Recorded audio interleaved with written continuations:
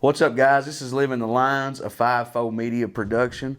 Today we got with us Levi, Herman, and Stumpy Joe. They're traveling musicians and songwriters and a couple of the most interesting people that I've met on the road. Welcome to the podcast, guys. It's good to see y'all again. Well, we met a couple years ago in Illinois. I was up y'all's way hanging out for a little while, so it's going to be cool to kind of catch back up. We talked briefly a little bit, and y'all played in Huntsville last night. Yes, sir. Paris, Tennessee the night before that. Where else have y'all been on this little leg of the tour? Nowhere. We just come down here from for that, Illinois. Them shows, yeah? What was... I don't even know what we're doing this week. Y'all are headed back today, though. Yeah, we're That's heading kind of back to what got Illinois. y'all here. Y'all were coming right through our area. Yep. What Our manager and agent sucks, so it's not like there's a tour. We just Oh man, we like to just give independent, people that are the real people that are out here doing this, that don't have managers and don't have booking agents and trust funds to fund these tours and stuff. This is the stuff that I like. This is the real shit. Yeah, we do the real shit. How'd Alabama treat you? Awesome. Yeah. It looked like a pretty cool place y'all were playing. The camp. The camp. Looked like an old hippie commune. Kinda. Just campers parked around everywhere and stuff. Yeah. It's made out of containers and school. There's a couple school buses. Yeah. Old fire truck. But the neat thing about it was right in the middle of an urban area. Right. It looked like it was out in the middle of nowhere, but it was in a parking lot. Yeah. There was a Starbucks right there. Yeah.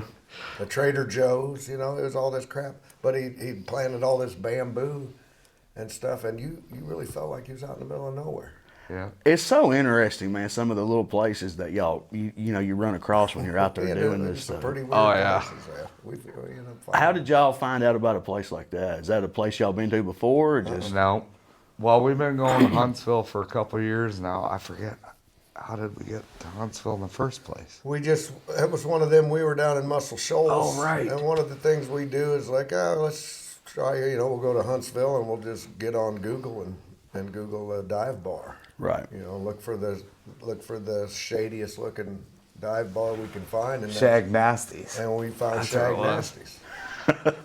Yeah. And it's like, well, we got to go to Shag Nasties. So we went, that was the first place we went to Huntsville, and we met a guy named Lance, and he was working there. Yeah, he kind of got us right away and knew we were not just there to have a beer, It's like, what's up with you guys? Right. And so we told him. We ended up doing a couple songs there. They had a band there that night, and they let us jam a little bit. We took that in, and everybody's like, what the hell's going on? And we ended up doing some gigs there, but with that Lance, we ended up staying at his house that night, and he took us around Huntsville, some of the places. That's what usually ends up happening. We'll find a dive bar.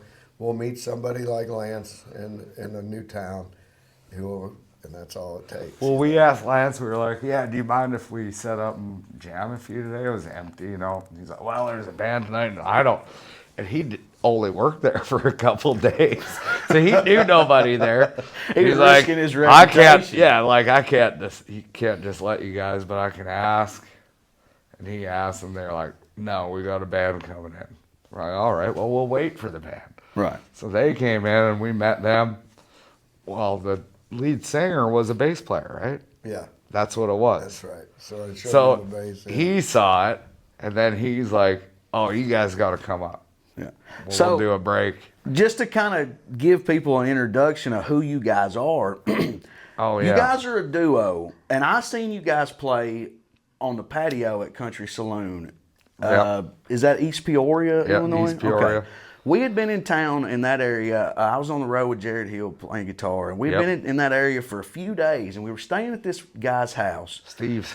Yeah, man. And you were there. Levi Herman was there. That Chris Edwards guy was there. Clint Parks was there. He lives close to up here.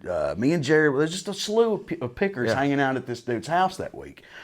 And all week, like you were telling me, Chris, everybody was like, you got to wait till Sunday when you see us do our thing. Me and Stumpy Joe and all that. They were talking about this stand-up bass, and this guy plays a stand-up bass that's made out of a boat paddle with a wash tub, and I had no reference of what to expect. You ever seen one of that before or what? I just didn't, I was like, oh, yeah, cool, whatever. But then when I seen it, And then when I heard you play, I'm like, oh, this isn't a novelty. Like, this guy is fucking killing it, bro. It really blew me away, man. And just that whole week up there was a lot of fun. And at Country Saloon, I don't know if it's still the same, but you could get a bucket of beer, a pizza, and wings for like $20. That's I'm what like, it this is. is the Yeah. best Sunday. bargain in America. That was Sunday, yeah. We played free music all afternoon. We made more money in the tip bucket than we did the night we were actually booked there. Yeah. And seen some amazing, real, true talent. You know, it was a great time, man. And I've kind of kept up with both of y'all since then. So that's kind of where we're at with you guys. But like where we kind of want to start is, like, how did you guys get into music? And, like, where are you from originally? Well, you're from Canada. Yep. I'm originally. from Canada. He's from Illinois. You're born and bred in Illinois. How long have you been playing music? The same town you've been in now? Yeah. Okay. Is that East Peoria area? That's close. It's a little bitty. It's a small town. A little bitty town of Mackinac. Okay. Now, what is that considered? Central Illinois? Yeah. Okay. It's right dead in the middle. Right. And how long you been playing music and stuff, man? This will be 41 years. Okay. So you're basically forever. My first paid gig was 1984. Yeah. Okay. How did you get into it? And, like, what's some of your early influences, and, like, how'd you get into cutting your teeth on all this stuff? He developed a drum addiction at a young age. A drum addiction? Yeah. Well, He was a drummer. Okay. Say no to drums. Yes. Any drum users.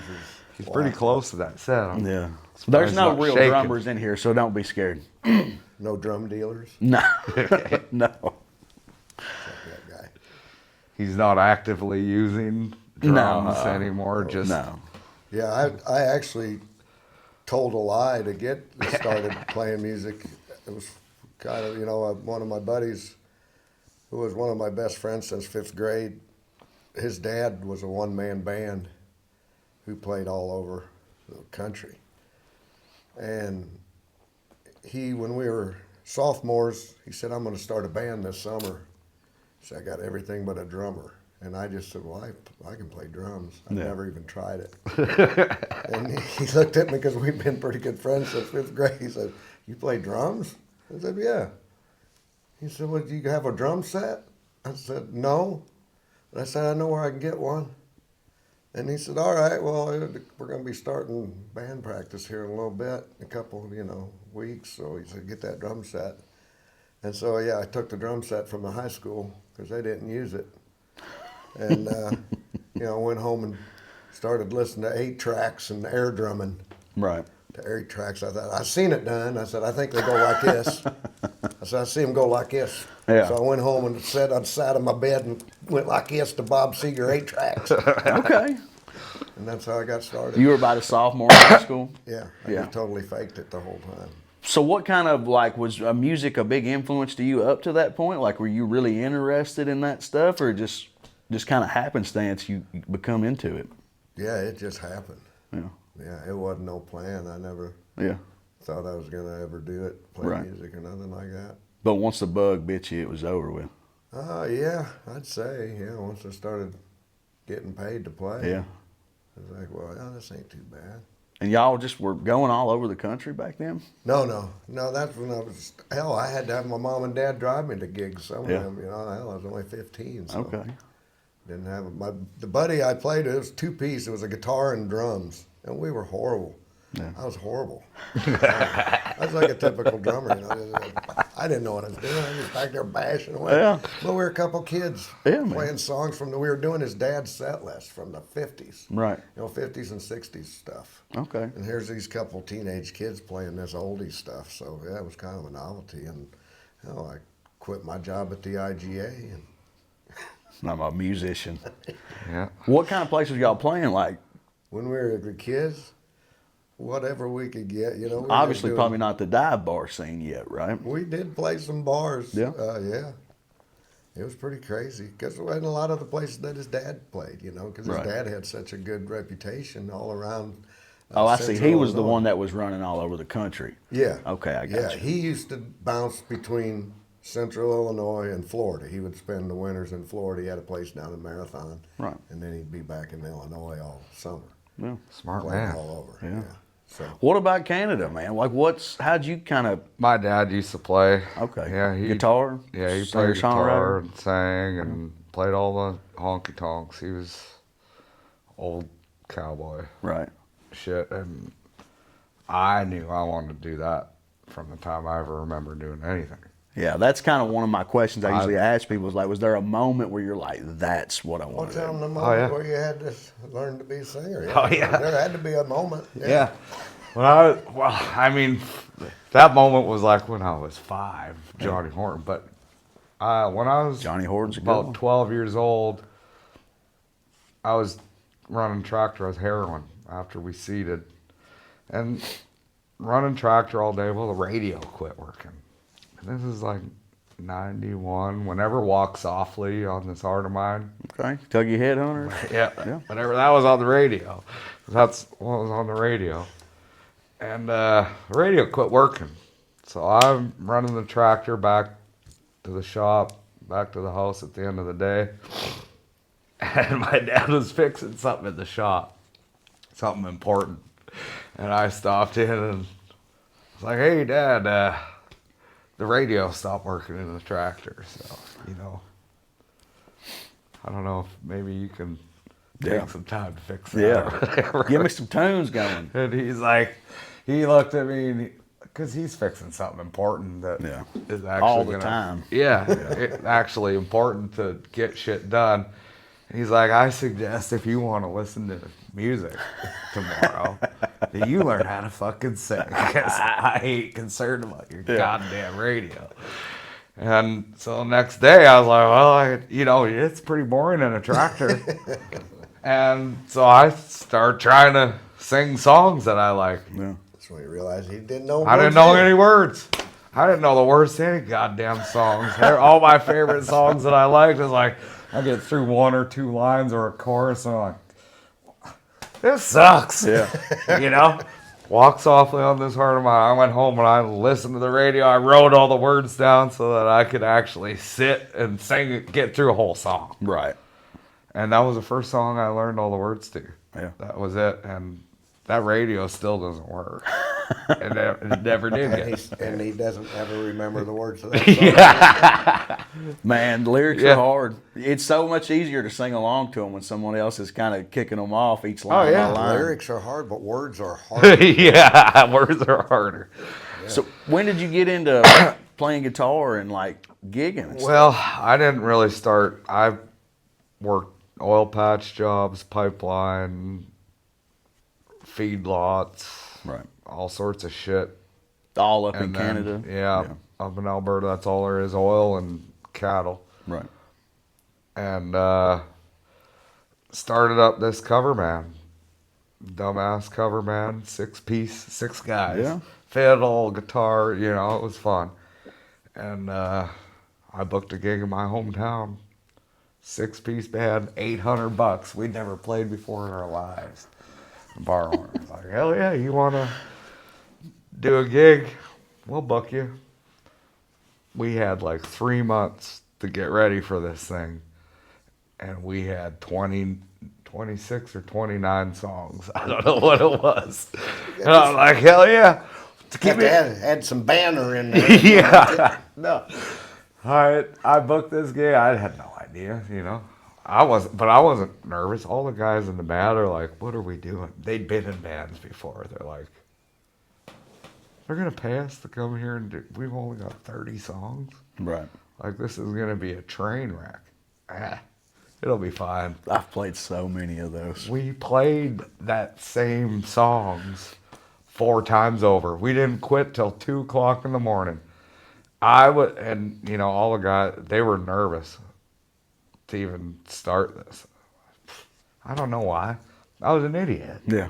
So I wasn't scared. It's too dumb to know. Too dumb. There's some blissfulness in that, man. Like, hell yeah. Ignorance is kind of like, it's not always a bad thing. Like, sometimes if you're too realistic and too rational, you can overthink things. You won't. You will. You wouldn't do shit. Exactly. You will. Exactly, man. You'll ruin it all.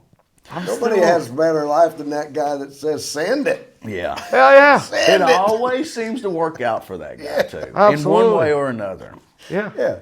You might be laid up for a little while, but Yeah.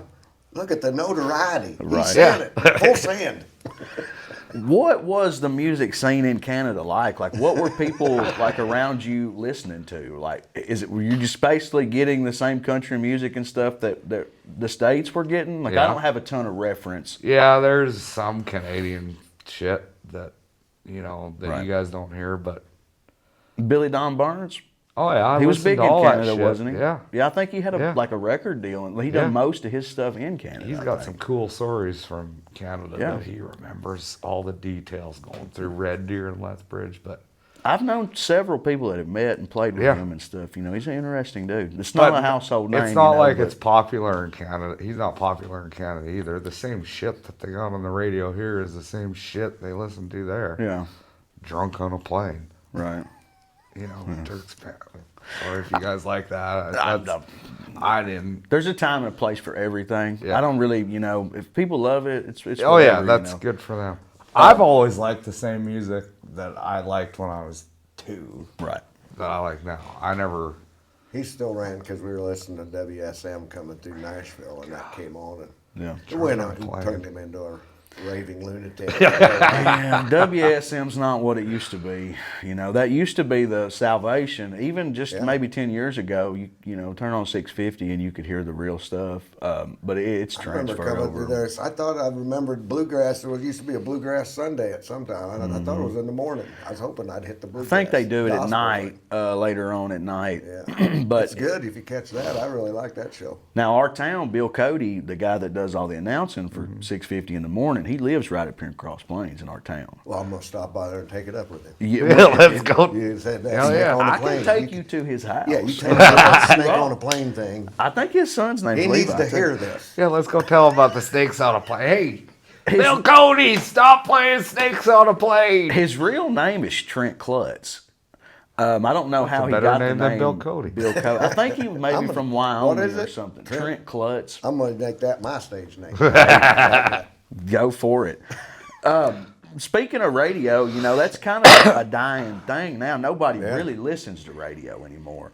And for someone that's from like your generation, I always enjoy listening to people from that generation's perspective because you have such a wide range of you remember the times when there was no internet, no 24-hour exposure, no 24-hour media cycle. Like you were only exposed to what was directly in front of you. I still just listen to AM radio. Right. So we're listening to WSM because we're listening to the 650. Yeah. The original. I still listen to just AM radio in my car. Right. And I still listen to nothing. Yeah. Just like I did in the tractor. You just sing to yourself. Still I walk do. softly on my heart and mind. Yeah. Thousands of miles after On thousands repeat. of miles. Yeah, on repeat. Yeah. Technology is great. It's Oh, yeah. opened so many doors for so many people. Yep. But it can be very stifling to your creativity with the constant level of, distraction. But also the technology allows you to monetize your art more. Maybe people are less creative than they've been, but they've also have more opportunity to do more with that, Do you kind of find yourself longing for the way things used to be with music in certain ways? You've been able to see still do so it. much changes. We still do I it. still do it. Almost everything I do is face to face. Yeah. Yeah, do you have music on the streaming platforms or do you do much with social media and stuff? I see you come across. Maybe it's just third party. I got my Facebook page, and then I got the Stumpy, Joe, and Farney page that I try to keep, but and we have our Lucky Horseshoe page that when was the last time you posted something on that? Well, yeah. Yeah, we're real bad at keeping up with that. Y'all are just out there amongst the people. Yeah, we show up. That's Yeah. how we get the bulk of our gigs. Like I said, when we're traveling to a new place, it's like if we got a day or two off, it's like, well, we'll look up a place and we'll go make new friends. Yeah. Show up. Yeah. Yeah, and I don't think that's there's never- a ton of people doing that. No, And and it that- seems to work out great for you guys. That's never not. You've one kind of tapped into something that, Well, we got to, that's a secret weapon, when we walk in with that thing, even, sometimes we get two reactions. You get either like, hey, Utter disgust. you want some music? And they're like, hell yeah, let's go, bring it in. Or they're like, here, you can send an email to this guy, or here, just leave me your card and I'll throw it away when you guys leave. You know what I mean? You get, but if we get that reaction, we're like, well, that's fine. Then we'll usually, sometimes if we'll just read the, goes, however you feel, you can tell whether it's going to work or not. We'll bring this thing in, and then they're like, oh, well, all right, well, we want to hear that. It just strikes their curiosity, so yeah, we got a little advantage there. When you show up, like just cold calling to a room or an area that you don't know, maybe you don't know the demographic, or just little nuanced, contrasting differences from Central Illinois to Huntsville to Florida or whatever. Yeah. I would imagine there's a moment where people are like, "What the fuck is this?" Yeah, that's every time. And that's from start to finish. Can you talk about like some insights or like maybe some tricks that you've picked up on like how to win over a crowd? Like, do you have like a? Because it's you got to be pretty brave to walk in there and just be like, "This is who we are." It's one thing if you're selling tickets and you've got fans in the audience. These people know you and they pay to see you. It's not about music. It's not about making sure you play the right notes. You have to make a connection, and you got to do it instantly. Yeah. Quick. You have to do it before the first song even starts. Before they even know you're musicians. Yeah. As soon as they see you. I would tell people, if you're going to try to do this on the road and do that type of you're going to places, don't try to make fans. You make friends. Right. Yeah. Make friends. Its personality will take you so far. The music is secondary, really. Yes. And that's too many guys just think, I got to get this perfect. I got to go in and I got to nail this song. We go in and just totally butcher songs a lot of times, but it doesn't matter. If you've made a connection with the people and they're on your side, it don't matter what song you do. There's a lot of times where people say, I don't even like country music, but I stuck around for the whole 3 hours because I was having such a good time. Yeah, man. Having fun. That's exactly the way it was the first time I saw you play. Don't worry so much about the music. I mean, you got to take time, learn a song. If you got, I do most of my stuff, I'm doing it on the fly. You know what I mean? I've just developed an ear, and I play with so many different people. And almost all of it's unrehearsed. Right. Very rarely we get to rehearse with anybody. Yeah. Yeah, I mean, you jumped right in with us at the patio that day, and it was just like, this isn't a substitute. This is like a very high quality thing that you're doing. That's a whole band. The sound. It's not that's the band. It's like, we can't get a regular stand-up bass player, but we got this guy. It's like, oh no, scratch that. This brings you're not losing anything in sound to gain the novelty aspect. It sounds as good as it entertains. Talk about like how this come together, man. Like, how long have you been doing this thing? I made this one in 2006. Okay. And basically it's a boat paddle, and it's strung with a weed eater string. Yeah. Between two eye bolts, right? Basically, yeah. And it's sitting on toilet plungers, so it kind of self-stands and it don't make no noise that way. But you've got it. Back when I seen it, it had two different pickup systems, right? And you run through two different amplifiers. Yeah, there's a pickup on the string, and then there's a pickup on the back of the paddle. For the slap percussion style. Yeah, so that's my snare drum. What inspired this? Like, how did you get it from just your brain to, did you see someone do something similar or just? No, I had a wash tub bass, where you pull the stick. You got to stand on it. You see the guys stand on it. Then you pull the stick to change the note. Mm-hmm. And I had one of them I made, because my wife at the time brought home a wash tub from the garage sale. And I knew I could make a wash tub bass out of it just to have fun at the campground or something, messing around with. So she didn't care. I asked her one day if I could drill a hole in it. And then she said, I don't know. What are you going to do with it? I told her I was going to make a bass guitar out of it. And she looked at me like I was a moron. She said, well, go ahead. So I made that first one, and it worked. I was having a lot of fun with it. And then it was a buddy of mine's 50th birthday party. We were having a surprise party for him, and he was the bass player in the band I played with. I was the drummer still then, And I wanted to make him a wash tub bass. I had another wash tub, and I knew he wouldn't want to pull on that stick because it's hard. I mean, it's a workout. He's played it, and it was a clothesline rope, so it's really you really got to rear back and you really got to push down and you're standing on one leg. So 2 or 3 songs and you're just gassed playing that thing. It's hard. Right. And I knew he wouldn't want to pull on that stick like that. So I thought, I'm going to have to figure out something he can make a fretboard out of, something he can fret. And that was all this shit I had in my garage. I made it the day of his party. I made it that morning, I seen the paddle. I thought, I think that paddle would work as a fretboard. And I had 100 foot of that weed whacker lying around a Pringles can. I thought, I'll just take a chunk of that. And I threw it all together. I didn't have the plungers on it at the time. Right. But and the string came down through here and it went into the tub, and it was acoustic. Mm-hmm. I didn't have the electronics back then. It was just all acoustic. So you had to have it off the floor so the air would come out, all the sound came out of the Resonate, tub. yeah. So I had some of them spring clamps. And I put 3 spring clamps on it just to get it off the floor. That's how the original one was. And I took it to his party, and I put that thing together, and it worked. I couldn't believe how good it worked.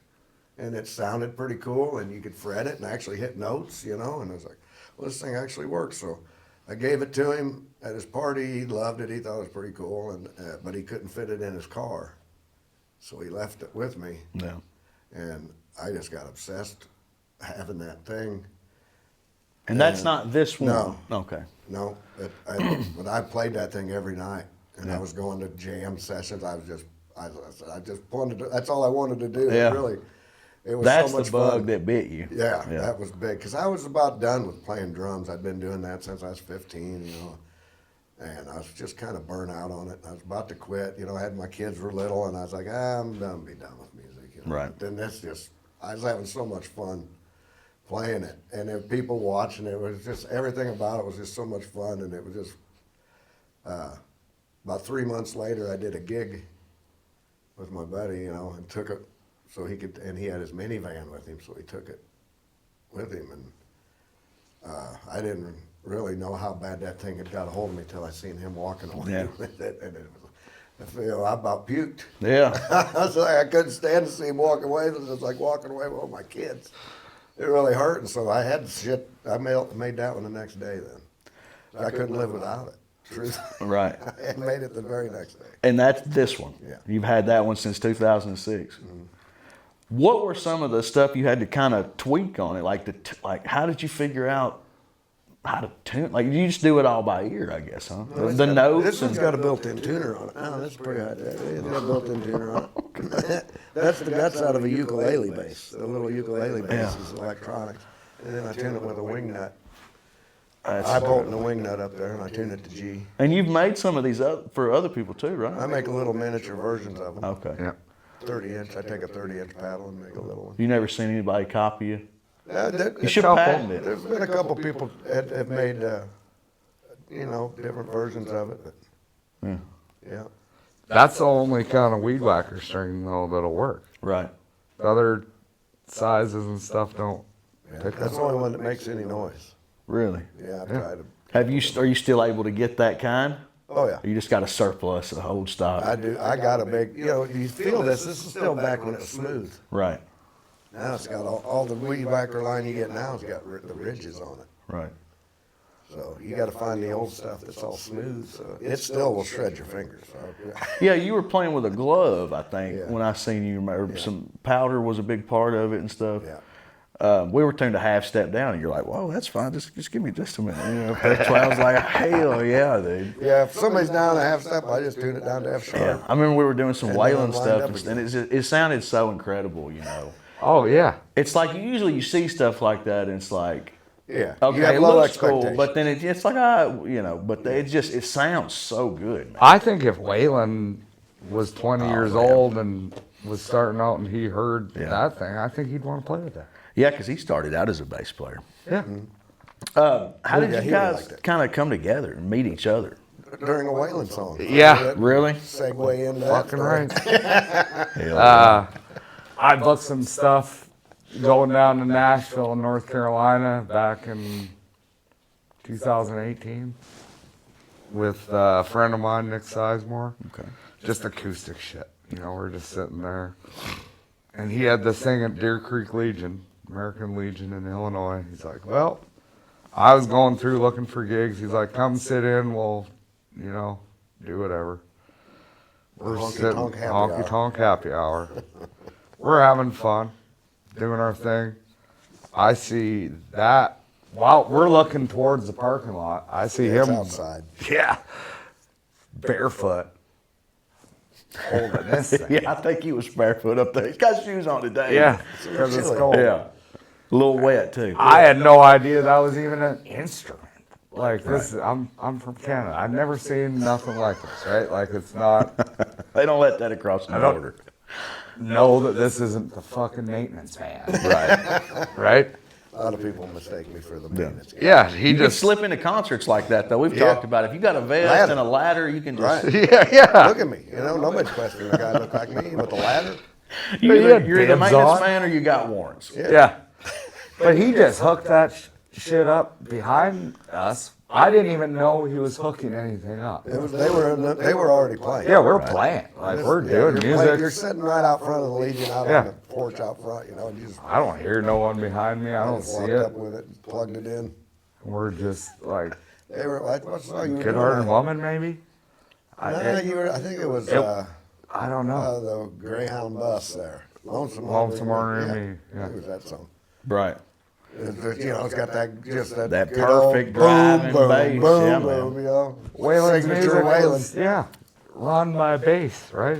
Bass and snare. I which always that's heard that about he it. was one of the first guys to really put heavy bass on his records. Hell yeah, and people he was. were telling him that you can't do this. This is back in the records days. Yeah. They're like, this is going to jump the needle off the vinyl. It doesn't work. And when you hear songs like Clyde, Oh, yeah. Yeah. I mean, it just so like he was kind of hip hop before the hip hop was cool, Yeah. Some of that stuff's got it's real beat driven. I wasn't allowed to listen to Garth Brooks when I was a kid. I wasn't allowed. My dad thought Johnny Cash Parenting. Yeah. was pop country. Like, that's who my dad was. My dad's like, Johnny Cash is a sellout. He looked like 70s, whatever. He's pop country bullshit. Yeah. My dad liked Waylon. He thought Waylon was pretty good for rock and roll music. Right. That's how I grew up, right? Right. Waylon was rock and roll Buddy Holly. to me. Yeah, right? I mean, and it, from his perspective, I could understand Yeah. that, Waylon was rock and roll. That was badass to me. What did he consider traditional country? He thought Hank Sr. was the king. Yeah. Left you for Johnny Zale. Horton. Johnny Horton. I love Johnny Horton a lot, man. Old school. Old school stuff. Yeah. But he didn't respect people for who they were, he didn't really like George Jones either. Just because he was a drunk. Yeah, because he was drunk, couldn't make shows, Well, if your word wasn't good, Yeah. you're no count. Yeah, it's like, Say A lot of morals in that generation. Yeah, A lot of people being held to those morals Exactly too, which right. is something Right. that I'm done with that guy Yeah. now. I'm I'm done. done with him. people let a lot of shit slide nowadays. Yeah. Well, he let things slide with Merle Haggard because he liked Merle a lot, right? Yeah. He's like, Some guys get a little leeway. Yeah. There's a little leeway. You Yeah. like Sing Me Back Home. You Yeah, can come kinda- on. You give him a little leeway. my dad was going to get to see Merle for the only time in his life once in the 80s, and Merle got caught with cocaine and couldn't cross the border. And How about that, Dad? Well, it was probably somebody else. the government's fault. It was the government's He was fault. holding it for a friend. 100%. He blamed the government on that. Sticking their nose into Merle's Right. business. That wasn't Merle's fault at all. That was none of their business. Yeah. But there's, he's weird that way. But, there's just some music, because Waylon was rock and roll. That bass guitar, which I still think it is. Whatever, it is rock and roll. It's what I like. Compared to what's out there now, it's the genre lines are so blurred nowadays. Right. You guys seem to really enjoy the road. Yeah. I love it. How long have y'all been traveling together? Since 2018? No, just the last 3 years. That's just the first time I met him. Yeah. I went back to Canada, went back to work, doing my thing back there. Came back for another little thing the next year. Went to the Hideaway. He does a free-for-all, like an open jam on Wednesdays. Okay. Went to that a couple times. Went back to Canada. And then COVID hit. So when COVID hit, everything was up in right there. up. And they kind of opened it up a little bit. There was a little window where they were letting flights in and out. Well, they shut music down. It was such a gong show back in Canada. But he kept the free-for-all going right through everything. Right. And, I remember, like, looking at Facebook and being like, motherfucker, this guy's he's still doing open jams Wednesdays. He don't give a shit. We had the biggest crowds. Yeah. It was the only place in Illinois you could go see live music. Yeah. And it was unbelievable. It was on the underground. Yeah. Yeah. We didn't even, he wouldn't even advertise it. He didn't make sure, don't put anything on Facebook. He has his little marquee sign out front, nothing on that. But it's a little shithole bar, little gravel parking lot. The Dollar General would be full, the Casey's would be full, the grain elevator, there'd be cars parked over there in the old gas station.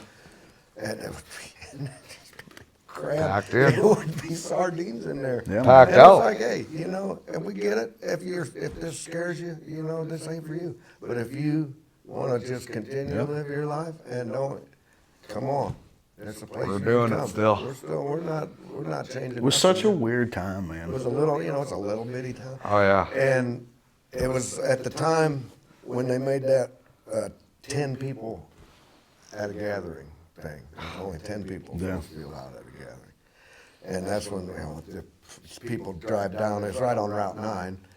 And people drive by and see these just hundreds of cars everywhere. And we got reported. And so the county, Who snitched on you? we don't know. Somebody called. gotta find 'em. Somebody's definitely got more than 10 people down here at the highway.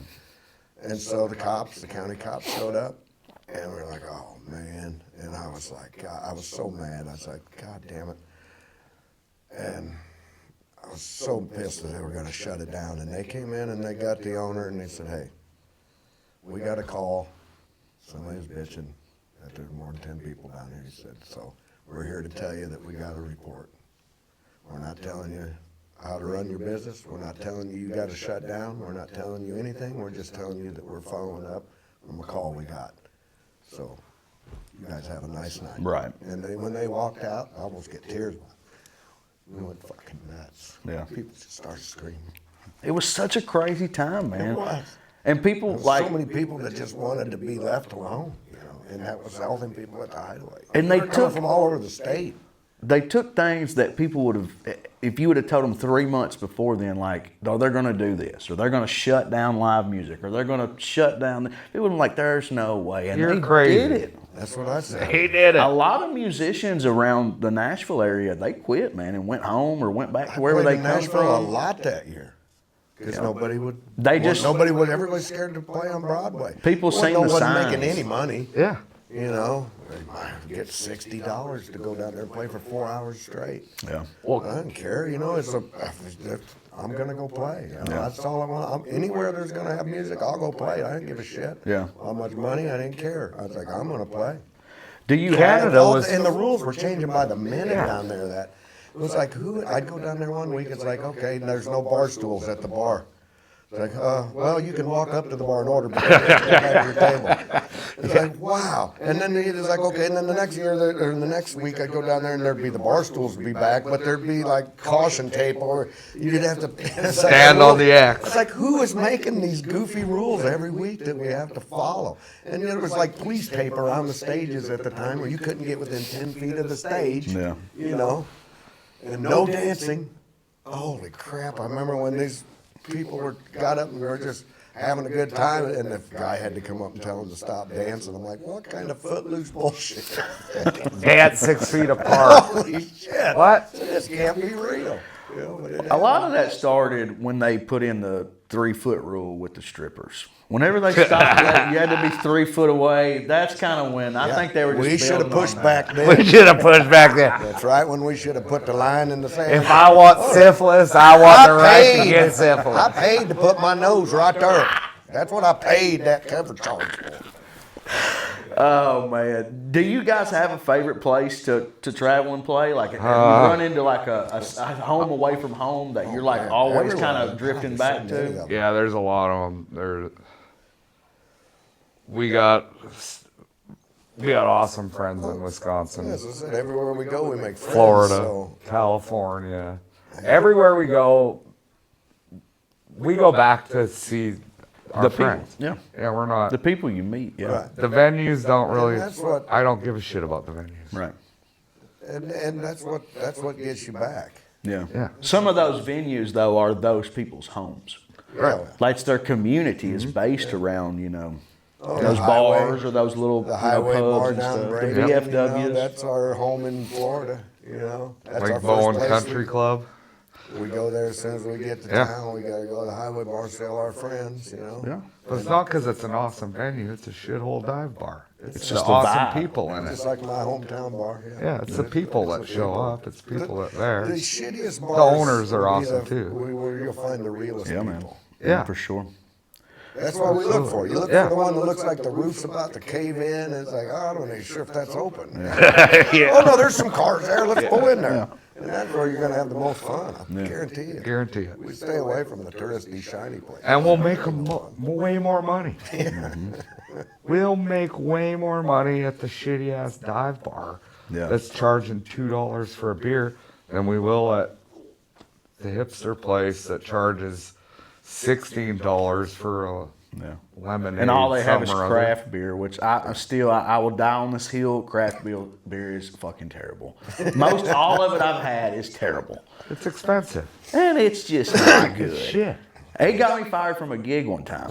I didn't know how to judge. I'm used to drinking Miller Lite. You You're drink bad 3 mouthing big to- craft beers, and I was twisted, bro. I couldn't play my guitar or anything, man. It was terrible. Well, them craft beer places, they're a lot of them hipsters, They're people that tell us that, I don't know, we're racist bigots or something. Meanwhile, we're playing in the bars with the Mexicans and blacks that can't afford $18 beers. So they come to the bars that we hang out and buy $2 beers. And, we're cool. You don't see Mexicans getting off the scaffold and doing construction going to the craft beer place to hang out with them. You're So kind of white like people. me. You want to play the places that the hipsters are scared to come into. Yeah. Right. They Yeah. might get their ass kicked in there. Yeah. And the they'll tourists get wouldn't laughed get, at. The tourists wouldn't even they're like, oh my God. Where am I? Do you guys have a part of the road and the track that maybe you don't like, or an aspect of it that's kind of a little more challenging for you? Is it like, because usually there's pros and cons to everything. I don't really think about things I don't like, Right. I don't know. There's enough things that we do like that, We both had really shitty jobs. I was Yeah. an iron worker for 30 years. I worked my ass off. I Make you be a happy job to- that I yeah. hated. And, it's like, God, I do 350 shows a year. And like, God, don't you ever get tired of that? It's like, I did a job I didn't like for 12 hours a day, 7 days a week a lot of times. God. Yes, I can sure as hell play music for 12 hours a day. And I Right. love that. That's the best part of my day. So I never, we don't take breaks. I said, I'm having a blast when I'm on stage. It's the best part of my day. And there's nothing you can do to make it not the best part of my day. Especially when you've done a Nothing can job happen. that you can die at. And These are so, jobs that people get killed at doing. It's hard ass shit.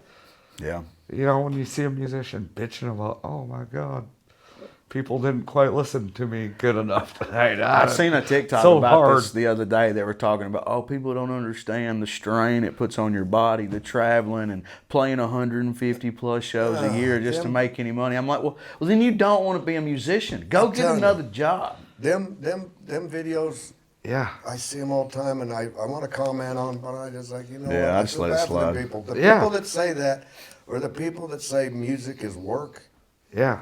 all I can say is you don't work music. You play music. Right. You get paid to travel, and you get play paid to do all Put that gas stuff. in, yeah. The time Cover you're on costs. stage, that's the benefit that you get. Hell yeah. Yeah. You don't get paid to play. You're getting paid to travel and Yeah. logistics and stuff. And even driving I think if It's the easiest part of. you're sitting in a chair just like this. Yeah, you sit. Yeah. And you move like this. If, A lot of people don't like being away from home, or they miss their family, Right. or they miss their kids, or they, well, there's a lot of jobs that have that. Right. Absolutely.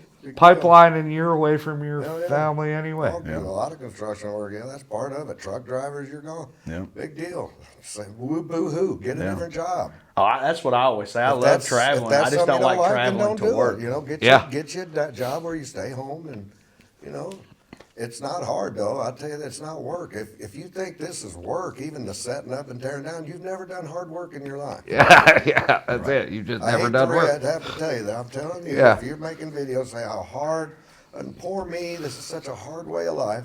You've never worked. Yeah, you you don't never know what worked. hard work is. Yeah. I've done hard work my whole life.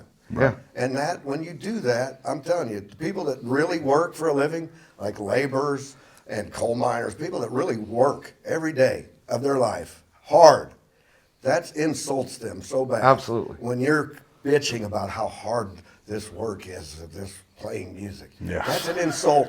You don't realize how insulting that is. The people that really work all day. It's eye rolling. And just get filthy dirty. And they don't bitch. They're not getting online and saying, "Oh, I worked so hard today." You don't understand how hard this work is. I actually sweated and got dirty. Come on. You don't work music. Nobody says I got to go work music. No, you go play music. That's why you say that. Yeah. You're playing. Right. You're playing. I don't give a shit. Oh, but the setup and tear down, that's all part of it. That's still not work. Yeah. That's not work. To me, it ain't. Right. It's lifting for 5 seconds. It's like lifting and carrying something. That's not even Nothing. close. That's not even close to work. Yeah. To me, it ain't. Right. Go I hang feel out. bad. I feel bad for people that think that is work. Yeah. You should go do some real work. Yeah. Do some real work, and then it won't be so bad. You'll find that's easy. Yeah, man. If you do real work. Yeah, go swing a hammer and pull a wrench in 40 below weather for 12 hours. Yeah. 7 days a week. Yeah, I've done it 7 all, days man. a week. Yeah. Do it for 70 days straight. Do it, In your yeah. job, you're absolutely miserable. Yeah. But you still got to do it. No matter And what the weather is. You can bitch all you want, but nobody gives a shit. That's been one of my driving forces in music, man. Like, that was kind of like, I learned a long time ago, like, this may be my only way out of this, Right. The only salvation from this. And man, you got to appreciate that. I'm grateful as hell every day. Absolutely. There's times in my life where I just sit there, I'm going like, I can't believe how lucky I am to do that. Being on the road and stuff and experiencing new places and new people and stuff, it's living. It makes you feel alive. It is living. You're right, absolutely. What is the typical like rooming situation when you guys are on the road? Are you mostly staying in hotels, or are you kind Friends. of utilizing connections and hospitality and stuff like that? It's almost always friends. I don't Like, think most folks realize like it's not penthouse suites, and it's a lot of sleeping in a truck, sleeping in the floor of a cheap motel, That's why you crashing make at some friends. very random people's houses. Yeah, that's why you make friends instead of fans. Exactly. You have to make friends. When we were at Steve's, man, we come up there and we didn't know that dude from nothing, and he just like gave us the key, the gate code to the garage door, and we literally took over this dude's house for a week. Just a slew of musicians, you and Clint, and Chris was up there, and I mean, I'll not say names to protect the innocent, but Steve's probably about 70. Yeah. Lives alone now. He has a nice place, and he'd kind of got back into music again, and he let us stay up there, and it was 40 minutes after we got there, some people were naked in his hot tub. They didn't realize it was directly outside his bedroom window. They didn't know this dude from nothing. And it was just, that's how the trip went the rest of the time. Yeah. We had a fucking blast, and he never said anything. And we almost thought about just staying a couple extra, like, hey, this is great. Let's just crash here for a couple more days. Awesome. But we ended up leaving. But that's, if you're a musician and you're not willing to do some of that stuff, now that was a good setup. Now I've had other setups where you're just crashing on a couch that's too small, and it's but We those crashed on the couch Last two night, nights. yeah. Last 2 nights. It was fine. if you're not willing to do that though, you might as like you said, you And might as then well get get up, something else to do. I was thinking about that this morning. The way I travel, very rare that he's the only one I found willing to do like I do. Yeah. We went to bed at 4 o'clock. We wanted to be on the road by 10 o'clock this morning. Yeah. But about quarter till, I'm getting up. I don't have to wake him up. I don't have to beg him to get going. Yep. He's like, hey, it's about 10 till. Yep, all right. That's 5 minutes later, he's ready to go. When you're on the road with someone, you have to have that dynamic where you both have an understanding. Right. If you go without food, if you go without sleep, if you go, you don't. Everybody's cool and knows the deal. You know, we go without food a lot of times because it's like, we'll get it when we get there. You don't We're want to gonna be starve to death. Yeah. You don't want to be It's 1,000 America. miles away we from get home food anytime we want. with someone that's fucking whining and No. just Right. oh man. Oh my God, you wouldn't be able to do it. Yeah. That's what wears your ass out. Yeah. Absolutely. That's one of the challenging parts. I've been lucky, man. You We know. don't drink on the road. He don't drink at all. We don't drink and get drunk and fucked up, so that it's not a struggle. That makes it a lot easier. It makes it a lot easier. When you see drugs and alcohol and stuff, when you start mixing that, people have needs, like they have things that they've got to have to keep, And you ain't got time to babysit somebody and like, where's he at now? Because we're leaving in the morning. We got 300 miles, and then you better get his shit. That's another good thing about the duo thing versus like a band situation. Oh hell yeah! You can keep the duo together and do a lot of things and go a lot of places and make some good money. Yeah. But when you start adding 3, drummer? 4, 5, it's always You can't have a drummer. Not without a shock collar Say or no to something. drums. Yep. One of them dog collars that if they get too far away, they get a zap or something. Yeah. No, it just ain't fun. What are It ain't some fun in other the band. shows y'all got coming up this year? What's y'all's plans coming up? What do we got? We got the Nashville thing in June with the Special Forces Charitable Trust. Voices of Valor. Is there a North Springs Music North Festival? Springs. That's October. October. That's in Tennessee, ain't it? Yep. Is that by your buddy Gainesville. Chris? Is he doing all that? That's Dustin Kennedy, right? Okay. But yeah, Chris You're Edwards. tied in with that. He has a music management company. Chris? Yeah. Yeah, Mountain View You're Talent. tied in with all them, Yep. right? Yeah. Yep. That's what I was thinking. Chris is. But we're unmanageable, of course. Yeah, we are on that. Probably There's for nothing the they can best. do for us. Yeah, no, we're He's just such a- friends with Chris. Okay. But that was the But same he's a thing. friend on the road. Yeah, we Yeah. stay at his house when we go down there in Absolutely. South Carolina. Right. He's on his couch, He's one of the most gracious. He's like, very open and helpful to He helps musicians musicians on the when you're on road. the road. Yeah. Here's a place to stay. There it is. Yep. Usually they fucking cooking steaks at some point if you're staying. Yeah. There's You don't always go some flaming hungry. meat involved with him. Yeah. Always. Snacks and bulldogs there to keep you warm. It's really like musicians, it's always fascinated me, like just how many nice people you meet. People are very incredible. willing to share what they have with you. Absolutely. And I know it they depends love on, the it music, depends on the vibe you put but out too. If you're putting out a vibe yeah, that people like, they'll do anything to help you out. yeah. And like musicians kind of have an understanding. Like we all kind of know where we're at. We know the conversations that we can directly have with each other, and and stuff. I kind of when I meet other people, it's like that's when I struggle. Like when I meet the normal people, like the regular people, it's like. But when I'm around musicians and stuff, it's it's fine. I just know the deal. Levi, you got songs out on the streaming platforms. I do, yep. Yeah. I got a couple. The West and 12 Bells. Tell me about like writing those, recording them. Like where'd you get them recorded and stuff? I recorded them with Andrew Crawford, who I met through Chris Edwards. I've heard that name before. Oh, I think he does West Ship stuff too. Yeah. Is that the same guy? And he did Ben Jarrell's. I think that I don't was know his if he name. did anything with Wes's yet, but probably will. He's great. He's from Virginia or where? No, he's from South Carolina. I don't know if that's the same guy. But he's great. I think he's like one of the best pickers in He's one of America. the best Really. flat pickers you have ever heard. Ever. Like he's like Roy Clark. Y'all went out there together, or No, I just went out. And he just has like a garden shed yeah? in his backyard with a bunch of instruments in it. We just sat there and Well, he's got a whole concept album. yeah. Well, that's what I was wondering about. You were talking about that when we met. Well, I wrote it like It's during not COVID, on right? the streaming platforms though, right? Not all of it, but just those two songs. Okay. Yeah. Okay. Yeah, I just haven't. I don't know. I just haven't got the drive to do it. Yeah. It's hard to. I don't know what I made off Spotify off my first album, but it wasn't like nothing. Yeah. But Trust me, I know. It was like the best check I got for a whole year, which was in Canada when we had quite a few streams on that stuff. I think the best was $3,200 a year. Right. And then the next year, as it was going down, was $1,800, and now it's like 3 or 4. Right. It seems dumb to put money in that when I can go to a dive bar and play for 3 hours. Into the recording make process of it, you're $1,000. talking about? Yeah, just just releasing it on Spotify and shit. Yeah. It's just, that's more for other people than it is for us. It's like, oh, yeah, well, there, you want a song to listen to, there's one. Yeah. But it ain't something to push. You know, it ain't something to build around. Yeah.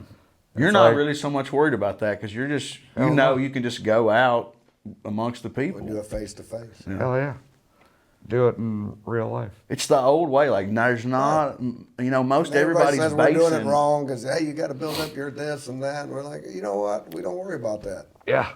We'll show up. We'll just show Yeah, up. exactly. We're not going to send out emails. Right. We'll just show up. And Waylon say what we only do. did what? What did he? How many songs did Waylon even write? Less than 20. You know, I'm not sure. he sang 1,000. Yeah.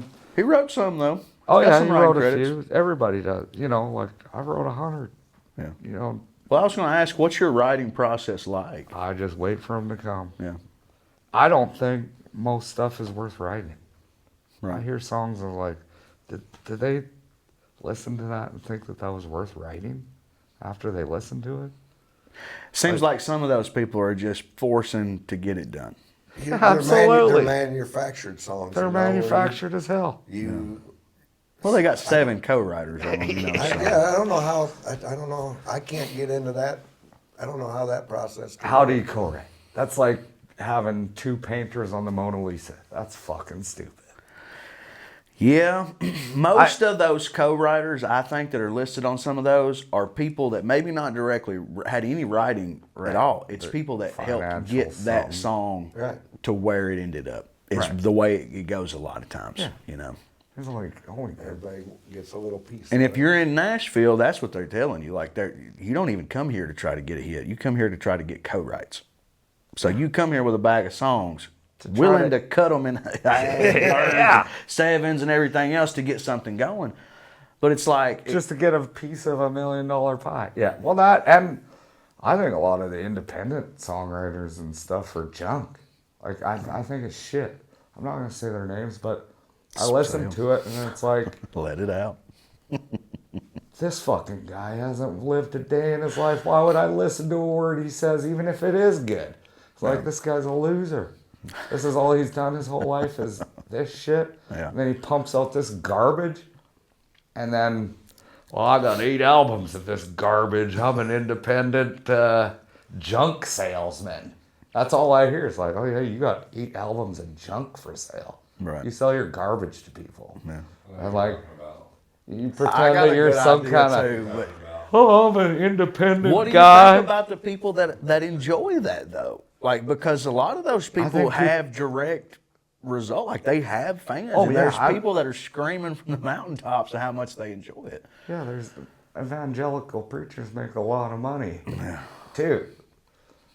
You know, the super churches and the evangelical, yeah, they can convince people to give them their money. Yeah. That's a whole different thing than art, though. Well, it's like music is. That's the subjective thing about it, you know. So It really is. what he hates, Someone Yeah. else loves. there's a lot of people Absolutely. that just love And it. I kind of think about that with writing. You know, I try not to Yeah. second guess it too much because, It's like, like I don't like this, Oh, but hell yeah. I can see where this could be a hit, you know, but I can't see it in my head. But like I went to the tailgate in Tall Boys, I had to go pick somebody up there, and I was outside the gate, and this guy was singing the snap track, and he had his skinny jeans on up there, and it was like, oh man, it's just made me cringe like crazy. Farts. It's like, who likes this stuff? And I look out in the crowd, and there's 10,000 people that know every word to this, singing along. Yeah, I've man. never heard of it. I'm It's happy for them. Obviously, I'm out of the loop, but that's yeah, the way I this- feel about this myself guy's a lot killing of it. times. I'm happy I that don't they got understand it. it. Don't mean Yeah. it's not good. Yeah. Just because I don't get it. Yeah, it's not got nothing to do with me. It's like a guy was up there. There was no musicians. He was singing the tracks. You know, it's like this is just a karaoke guy up here. But there's 10,000 people that are loving it. So who am I to say? Yeah. Well, some of the most They creative. all paid to get in there and they're loving it. So that's good for him. But Good for him. Just because I don't understand it doesn't mean it's not marketable. True artistic, people aren't usually valuable on that scale. It's like if you can water something down enough for 10 billion people to enjoy it, it's like it's probably not. It might be catchy, it might be this or but that's a pop song. That's why they call it popular music.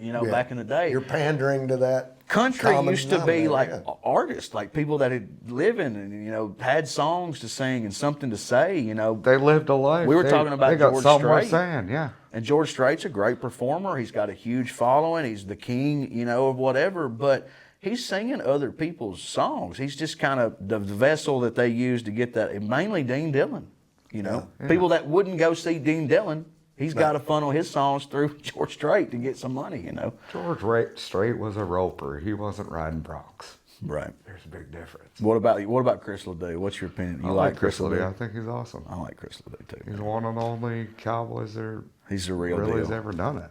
What about Coulter Wall? I think Coulter Wall's good. You like him? He's got good music. Yeah. Coulter Wall ain't no cowboy though. Yeah, I don't. I just know he's from Canada and he does that whole kind of thing, I think Coulter Wall's awesome, but Coulter Wall's an actor, just like almost everybody. They act like cowboys. They act like something they're just. He's doing good at doing it. He's had to take. He's at least trying to be a cowboy. He's had to take a break from touring for Who was mental the health country reasons. boys that got lost in his backyard? Yeah, That Coulter was Wall's Kane more. Brown. That's really not too far, right over here in Ashland City. And I said, there's a difference between old country. Hank Jr. said, we can skin a buck, we can run a trout line, and now these guys are getting lost in their 40-acre backyard. Coulter Wall's better than Kane Brown. And then where them guys was at, I said, you know what? If I was lost in their back 40, I'd just follow the smell of chlorine, because that's your neighbor's pool right over there. And there's a lot about that with Waylon too. Waylon was kind of dressing up as the cowboy image, and his early stuff from transferring from the Nashville sound with Chet Atkins producing it over to that honky tonk hero stuff. That was Billy Joe Shaver. Billy Joe Shaver wrote every song on that record except for one. And Waylon kind of grew his hair, put on the hat, put on the blue jeans and stuff, and became that. Like, Billy Joe Shaver was everything Waylon really wanted to be. Or his fans thought he was. Absolutely. Billy Joe was You're the one. going to listen to these songs or I'm going to kick your ass. Exactly, man. He's one of my favorites and one of the He guys is my favorite. I think is the truest, realest deal. The spirit of Billy Joe Shaver is with us. Whether people want to believe it or not, I don't give a shit if they do or not. He's somebody that was actually, he's at least truthful. Whatever he said, you can believe that he fucking actually meant that. Right. You give me another, show me somebody else that. He did that. He lived it. To the radio. When they were in the van on the road, nobody was allowed to listen to the radio because he didn't want to be influenced by anything other than what was in his head. I hear it. He had two people that he listened to. I didn't even know that. Hank Williams and Jimmy Rogers. That was the only two people he talked about being musical influences. Yeah. And I'll tell you another thing, like he was real paranoid about his writing style. He was afraid people were listening through the walls and tapping his phone and stuff. And, there were actually people that were doing that. He wrote Old Chunk of Coal, and that was supposed to be, he had spent all his time writing for other artists. That was supposed to be his breakthrough song as his own artist. Someone heard him cutting the demo through the fucking wall, and they went back and cut it on John Anderson before he could get a chance to put it out. Really? Yep. I didn't even know that. But that's what he says in his book. Obviously I wasn't there, but that kind of, and he made a lot of money. Old Chunk of Coal was a huge song for John Anderson. Yeah. But it still kind of kept him beat down into that writer's category. He never could really gain his own ground. I mean, to his peers, he was great, but to the masses, he was unknown, But but everything is real. That's why I like those songs. We played at Papa Joe's there where he shot the guy in the face. Yeah. Oh yeah, he asked him, said, "You want it between the mother or the fucker?" Oh man. And we went there. Like him, we went there and played it on an afternoon And Yeah. and we were making a lot of comments about Billy Joe Shaver. They don't like Billy Joe Shaver, and this one guy finally said, there's a couple of old guys there, said, we're not really all real big fans of Billy Joe around here. Really? And it was just a real awkward feeling after that. That guy just, we're not all big fans of his. Oh shit. There, 2015, I flew down to Willie's Picnic, and it was Billy Joe Shaver, Dave Allen Coe, Merle, Willie, Jamie Johnson, Sturgill, Stapleton, Asleep at the Wheel, Ray Wiley Hubbard. I don't even know who else. Billy Joe Shaver was there, and I was playing music at the time, cover band, having fun, kind of thing. I went down and saw him, and before he did Tramp on Your Street, he explained about him going to see Hank Williams when he was just a kid, and the feeling of like having that spirit from Hank Sr. go into him, right? Like, right. He knew that he wanted to do that. That same thing happened to me that day with him. Like if you listen to the words, it's like his body was worn, but his spirit was free. And it's like, oh yeah. It's not a free spirit that like, oh, you just do what you want.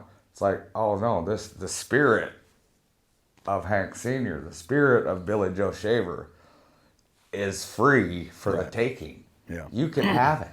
If you want it, it's yours. And I was one of the people that fucking decided to take it. Like, hell yeah. I saw him twice. I saw him once, probably about 2015. He was still in pretty good health. And then I seen him 5 or so years later, and he was getting old. Right. But he put on a hell of a show, man. That's because he's a storyteller. Yeah. He's a fucking storyteller, man. Yeah, man. He's But he's also a guy, he had a life of misery. Right. He had many, that's where them stories one after the other, just tragic. He lost his son, his mother, and his wife all in the same year. Mm-hmm. It's like, he had his fingers cut off. He was still picking despite that. All the battles with drugs and all, it just... Ex-wives. Never had the fame that he desired, like probably deserved, but he just kept on. That's what I say, like, a lot of these musicians, they don't really want to be musicians. They want to be famous. And they want to be millionaires. Yeah. Like Billy Joe, he was just a picker and a songwriter for, better or worse. The truth no matter tellers. What, that's what he was and what he was going to do. You know? There's truth tellers, and then there's... It's inspiring, yeah. When you find the truth like that, Yeah. What are some of the most memorable things that y'all have got to experience on the road? Like, what are some things that, like, wow, Have you met anybody like that really? The coolest things are the people that you don't hear from. You don't know that they're even there while you're playing. You do your show, you have fun, and somebody will come up and be like, "I am a nurse down at the hospital, and I had a horrible, horrible day. I don't even want to explain to you what all happened to me and whatever, but you guys made me smile. You guys made me laugh and have so much fun. I can't tell you how much that's worth it." Right. To me. There's a million of those. Yeah, man. That's what's worth it. We do have fun. Partying at Dan Henderson's in California is pretty badass too. But that's worth more than money. That's what's worth more than money. Yeah. Yeah. Because you don't get to take your money with you. But that's the shit that lasts forever. You impact people. There's real value in that. Right. Because that carries on. That's an energy that was given to that person. That's like, and that's what music is for. Like, people have gotten that happens to us all the time. Distracted with views and viral and the real magic of music. They look past it. That's the real magic of music. Is sometimes you don't know how much somebody might just need a reason to smile or a reason to laugh, and And whatever we do to do that, you know, if it's being an idiot, making fun of ourselves, or whatever it is, or a song that touches them, you know, that doesn't matter. Any way it happens, you know. We're there to have fun. That's if you can make one person's day, man, then that's worth more than any money you make. Right. That's where the real value is. And that's what it used to be. It used to be, you know, you went out and you played these dance halls or school auditoriums or whatever. Like, you had the record for people that wanted it, but it was more the performance, you know, giving those people a place to be and you know, people have kind of lost sight of that. Or the people that go viral, they don't have those, they haven't developed those chops. So when you go watch them do a live show, it's terrible. It's really bad because they're used to doing a minute. They're good for a minute, but then or having the opportunity to take 50 takes on a video before they put it out, you know. Yeah, they're disconnected. You can't make a connection with people. You know, it's hard through a camera. You know. Yeah. To do it for real. You know, you can make a connection if you know them guys are good at it. You know, but then to do it in front of a real audience. That's the thing. It doesn't translate. It's completely different. Total different thing. And being able to go out and entertain and like it, you know? the nerves, and you know, you got people looking right there at you, and you know, and all that stuff. It's a lot different. Where's one of y'all's favorite spots to eat on the road? Where y'all got a? I'm a Cracker Barrel. If it's between, we're off the interstate somewhere, off the exit, it's usually Waffle. No. I love Waffle House too, but it's usually either McDonald's or Cracker Barrel. Well, we got a funny story. You know, there's no Waffle Houses in Canada, of course. Yeah, obviously. And there ain't many in Pennsylvania either. We first Not went on to the other South side. Carolina or somewhere, Yeah. and we got done at like midnight. We asked the local guys, where's some place to eat around here this time? Like, well, there's a Waffle House down there by the interstate, about 3 miles. And then about 2 miles down the road that way, there's a Waffle House. He said, there's a Waffle House. He's playing about the nearest, there's about 5 Waffle Houses within 10 miles. So, we'll go to the Waffle House. And he'd never been there, so he ordered the Philly steak.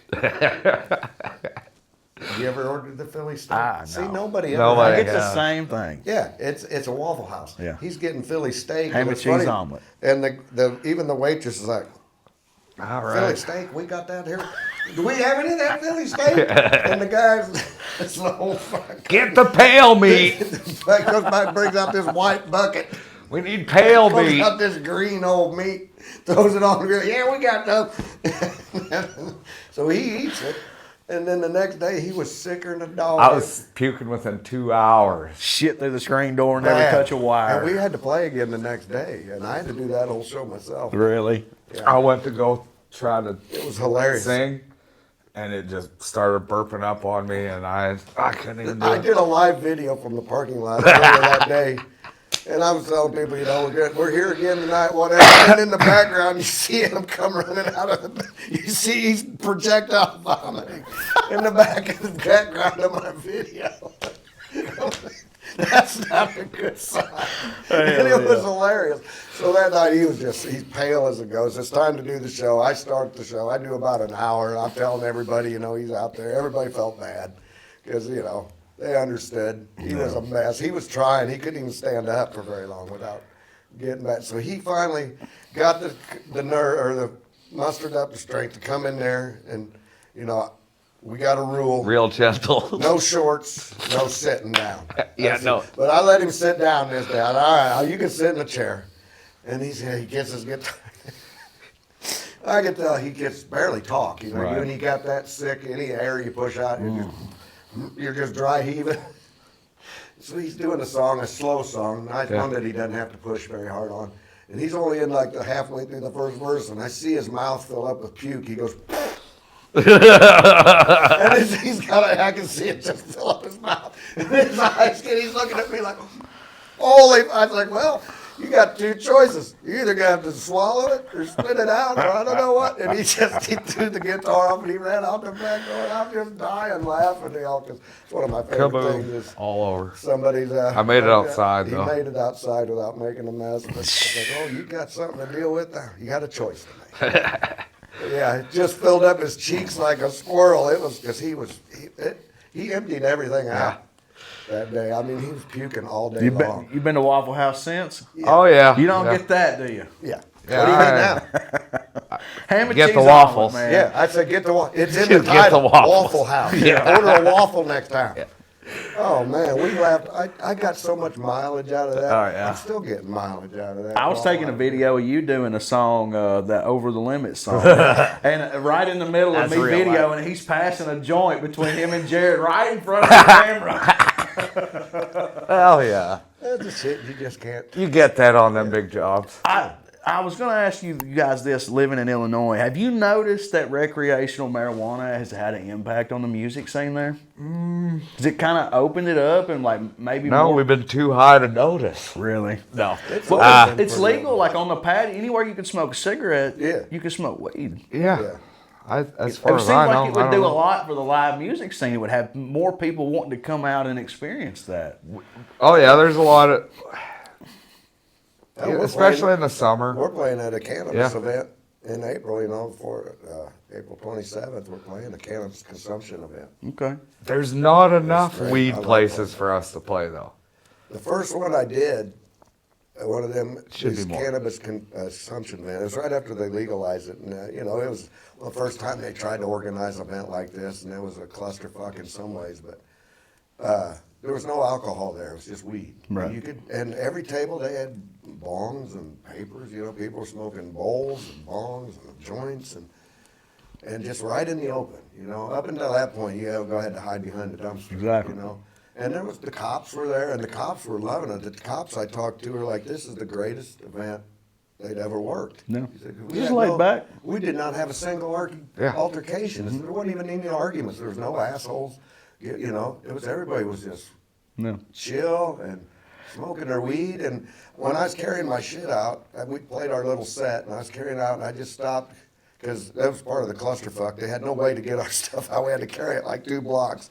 I was like, you know, it's their first year. They'll figure it out. But I just set my stuff down to take a little break, and I'm just looking around at all these people having such a great time, smoking weed, sitting at their tables without having to hide it.